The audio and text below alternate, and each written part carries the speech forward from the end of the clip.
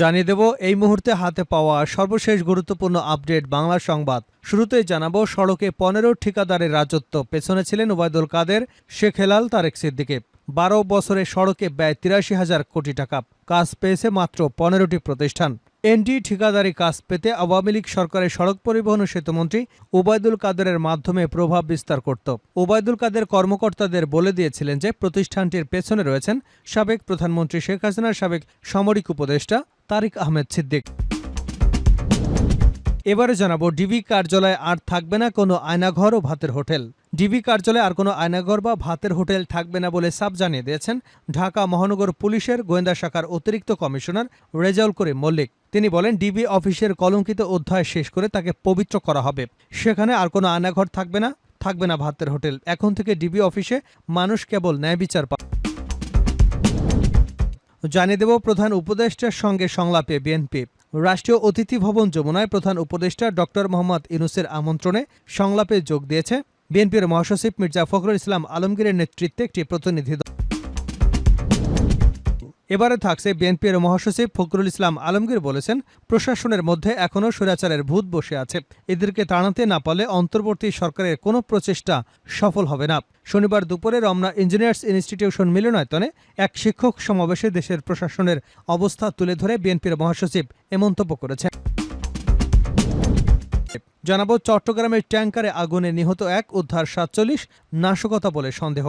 চট্টগ্রাম বন্দরের বহির্নোঙরে রাষ্ট্রায়ত্ত বাংলাদেশ শিপিং কর্পোরেশনের এমটি বাংলা সৌরভ নামের ট্যাংকারে গতকাল শুক্রবার মধ্যরাতে আগুনে একজনের মৃত্যু হয়েছে। জীবিত উদ্ধার করা হয়েছে ৪৭ নাবিক, কর্মকর্তা এবং কর্মচারীকে। তবে এর পেছনে নাশকতা হয়েছে বলে ধারণা করা হচ্ছে, আর এর জন্য তদন্ত কমিটি গঠন করা হয়েছে। এবং সর্বশেষ জানাবো আন্তর্জাতিক সংবাদ। ইসরায়েলি সেনাদের সঙ্গে সীমান্তে আবারও লড়াই শুরুর কথা জানালো হিজবুল্লাহ। দক্ষিণ লেবানন সীমান্তে ইসরায়েলি সেনাদের সঙ্গে আবারও লড়াই শুরু হয়েছে বলে জানিয়েছে হিজবুল্লাহ। আজ শনিবার সকালে এই লড়াই শুরু হয়। কয়েকদিন আগেও এই এলাকায় সংঘর্ষে জড়িয়েছিল দুপক্ষ। পরে ব্যাপক প্রতিরোধের মুখে ইসরায়েলি সেনারা সেখান থেকে পিছু হটতে বাধ্য হয়। এতক্ষণ শিরোনাম শুনছিলেন, এবার বিস্তারিত। প্রিয় দর্শক, আপনি যদি এই চ্যানেলে নতুন হয়ে থাকেন, ভিডিওটি দেখতে দেখতে চ্যানেলটি সাবস্ক্রাইব করে আমাদের সঙ্গে থাকুন। আর এই ভিডিও সম্পর্কে আপনি আপনার মূল্যবান মতামতটি কমেন্ট বক্সে জানিয়ে দিন। আর হ্যাঁ প্রিয় দর্শক, জানিয়ে দিন ভিডিওটি কোথা থেকে দেখছেন। সড়কে ১৫ ঠিকাদারের রাজত্ব, পেছনে ওবায়দুল কাদের, শেখ হেলাল, তারেক সিদ্দিকী। সড়কে ঠিকাদারি কাজে এক বিস্ময়ের নাম ন্যাশনাল ডেভেলপমেন্ট ইঞ্জিনিয়ার্স। ২০১৭ সালের শেষ দিকে প্রতিষ্ঠানটি সড়কের কাজ শুরু করে। মাত্র ৬ বছরে তারা সড়কে একক যৌথভাবে ৮.৫ কোটি টাকার ঠিকাদারি পেয়েছে, যা মোট কাজের প্রায় ১০%। সড়ক, জনপদ এবং অধিদপ্তরের ৭ জন সংশ্লিষ্ট কর্মকর্তা নাম প্রকাশ না করার শর্তে প্রথম আলোকে বলেন, এনডিআই ঠিকাদারি কাজ পেতে আওয়ামী লীগ সরকারের সড়ক পরিবহন ও সেতুমন্ত্রী ওবায়দুল কাদেরের মাধ্যমে প্রভাব বিস্তার করত। ওবায়দুল কাদেরের কর্মকর্তাদের বলে দিয়েছেন যে প্রতিষ্ঠানটির পেছনে রয়েছেন সাবেক প্রধানমন্ত্রী শেখ হাসিনার সাবেক সামরিক উপদেষ্টা তারিক আহমেদ সিদ্দিক। ২০১১-১২ এবং ২০২৩-২৪ অর্থবছর পর্যন্ত একযুগে সহজে ঠিকাদারি কাজের তথ্য বিশ্লেষণে দেখা যায়, এই সময় এনডিআইয়ের মতো ১৫টি প্রতিষ্ঠান ব্যয়ের দিক দিয়ে মোট কাজের ৯০% পেয়েছে। একযুগে সড়ক এবং সেতু নির্মাণ ও রক্ষণাবেক্ষণে ৮৩,০০০ কোটি টাকারও বেশি ব্যয় করেছে সরকার, যার মধ্যে প্রায় ৭৫,০০০ কোটি টাকার কাজ একক এবং যৌথভাবে পেয়েছে ১৫টি ঠিকাদারি প্রতিষ্ঠান। বাংলাদেশ প্রকৌশল বিশ্ববিদ্যালয়ের পুরকৌশল বিভাগের অধ্যাপক শামসুল হক বলেন, ঠিকাদারি কাজ পাওয়া, নিম্নমানের কাজ করে টাকা তুলে নেওয়া, বেশি কাজ করা দেখিয়ে বাড়তি বিল আদায়, এগুলোর জন্য ঠিকাদারের মন্ত্রী, এমপি এবং সংসদ সদস্যরা নেতাদের হাতে রাখতেন। এটা বিগত সরকারের আমলে ওপেন সিক্রেট হয়ে পড়েছিল।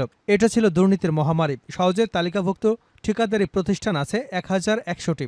মাত্র ১৫টি ঠিকাদারি প্রতিষ্ঠান কিভাবে ৯০% কাজ পেয়েছে, এ নিয়ে প্রশ্ন উঠেছে। সহজের প্রকৌশলীরা বলেছেন, এসব ঠিকাদার সাবেক আওয়ামী লীগের সরকারের মন্ত্রী, সংসদ সদস্যদের আশীর্বাদে ছিলেন। যদিও ঠিকাদারদের কেউ কেউ বলেছেন, নেতাদের আশীর্বাদের সঙ্গে মন্ত্রণালয় সহজের কর্মকর্তাদের কমিশন দিতে হতো। দুর্নীতি দমন কমিশন কর্মকর্তাদের সম্পদের হিসাব নিলেই তাদের অবৈধ আয় বেরিয়ে আসবে। সবচেয়ে বেশি কাজ পাওয়া ১৫টি ঠিকাদারি প্রতিষ্ঠান হল Hasan techno builders, Rana builders, NDI, Mujahar enterprise, Moinuddin limited, Taher brothers, Mohammad Aminul Haque traders, Masud hitech engineers, Spectra engineers, S M. Saleh Ahmed, M M. Builders and engineers, reliable builders, Toma construction, Mahfuz Khan limited এবং আবেদ মনসুর কনস্ট্রাকশন। কাজ পেতে জালিয়াতি এবং অনিয়ম প্রকাশ পাওয়ায় চলতি বছরের শুরু থেকে সেপ্টেম্বর পর্যন্ত ৪৫টি প্রতিষ্ঠানকে ৬ মাস থেকে ২ বছর পর্যন্ত কালো তালিকাভুক্ত করা হয়েছে। চট্টগ্রামে ট্যাংকারে আগুনে নিহত ১, উদ্ধার ৪৭, নাশকতা বলে সন্দেহ।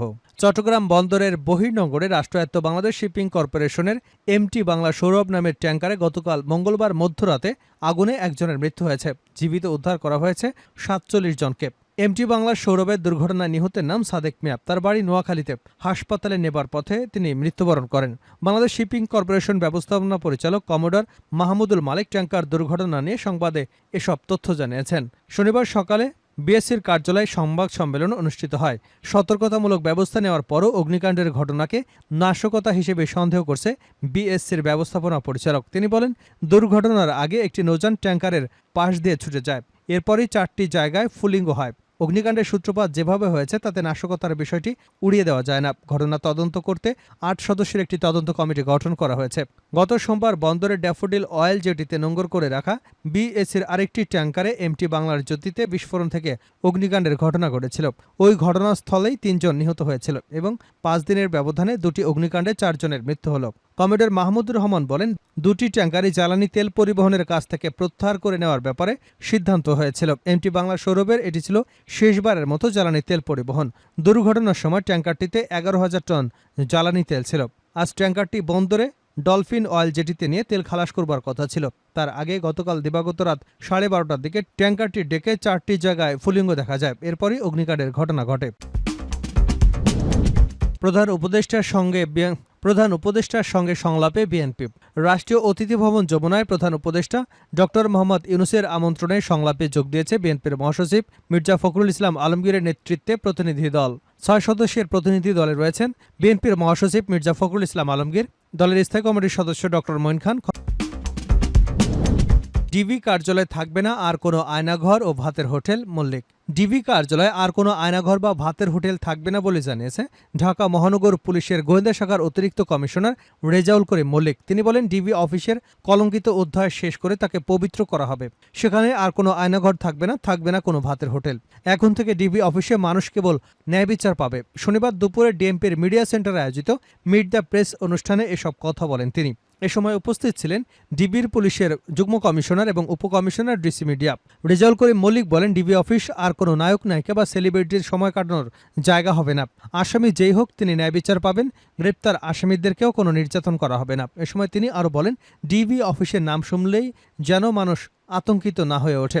আমাদের যেন শুধু অপরাধীরাই ভয় পায়। আমি যতদিন ডিবি প্রধানের দায়িত্ব পালন করব ততদিন ন্যায়নিষ্ঠা এবং পেশাদারিত্ব ও সততার সাথে দায়িত্ব পালন করব ইনশাআল্লাহ।